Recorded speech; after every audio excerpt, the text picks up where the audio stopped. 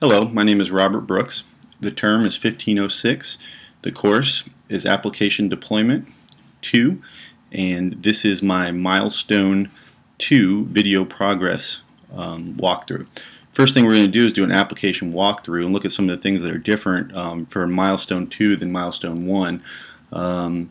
The main difference is this week we implemented all the Sunlight Congress API data. So all the data in the application is now displayed dynamically based on the user's search criteria. So the three search criteria we have is by state, by zip code, and by name. If we choose a state here, we can see we'll choose Florida, and it shows the senators and House of Representatives from each state that you choose. So here's Georgia, the two senators and the House of Representatives. Now we can do by zip code. So we'll do a Virginia zip code here, and we'll search. And once again, it will display the zip code that you searched for, the U.S. senators, and the House of Representatives for that zip code search. The other feature that was added this week was the by name search. First thing I'll show you is if there's no results, so we just type in something like that we know we're not going to get any results for. It won't even let you go to the results screen because it will show you, hey, there's no results for this, please try your search again. If you do a blank search, it will do the same thing. So it just won't let you do the search. Let's go ahead and we'll search. There you go. So then it shows the U.S. senators with the WAR, the search, the input that we put in there, and it shows you the House of Representatives members.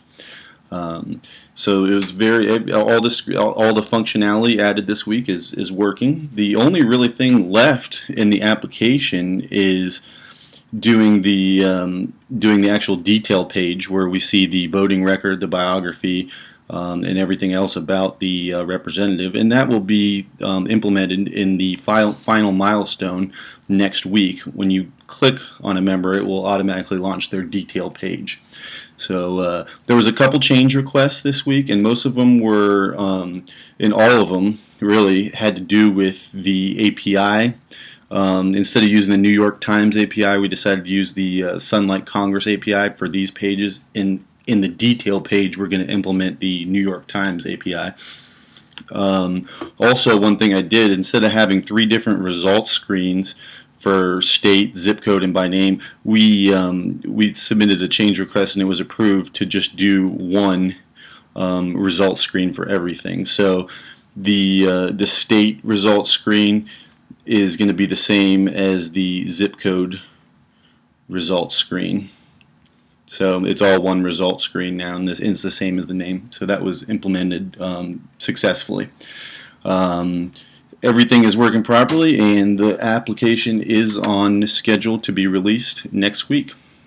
Thank you very much.